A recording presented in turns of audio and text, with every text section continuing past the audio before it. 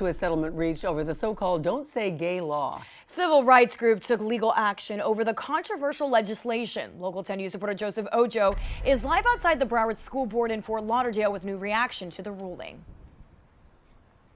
So both sides, they are calling this settlement a win. There were court challenges mainly because of the unclear wording when it did come to this law, but this new settlement, it certainly does outline what can and can't be taught in classrooms.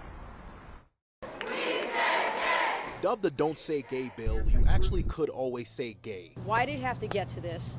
Why did that false narrative even start? Nearly 2 years ago, Governor Ron DeSantis signing the controversial Parental Rights in Education bill into law, but what critics of the law feared the most was its vague language, which they believe impacted teachers and was victimizing LGBTQ students. So right after the bill went into effect, civil rights groups filed a lawsuit. No teacher has ever or will ever go into their school setting, into a classroom setting, and say, let me teach you how to be gay. Reaction coming in from top school officials in Broward County, calling the settlement a win. Be able to professionally develop our teachers to give the right curriculum, to make sure that we're in line with the statutes, and making sure that parents are aware that if they're uncomfortable with it, they have the option to opt out. In the settlement, the state clarifying language in the law that prohibits classroom curriculum about sexual orientation and gender identity for younger students and age appropriate for older.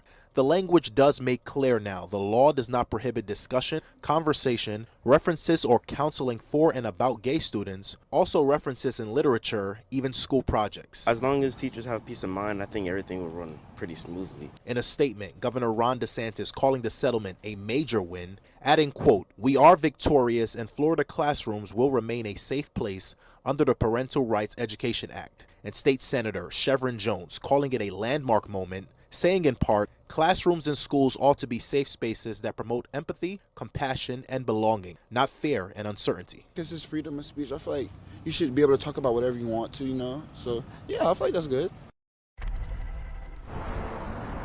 And so a memo will be sent out by the state to the school district stating the guidelines, and then in return, that lawsuit will be dropped.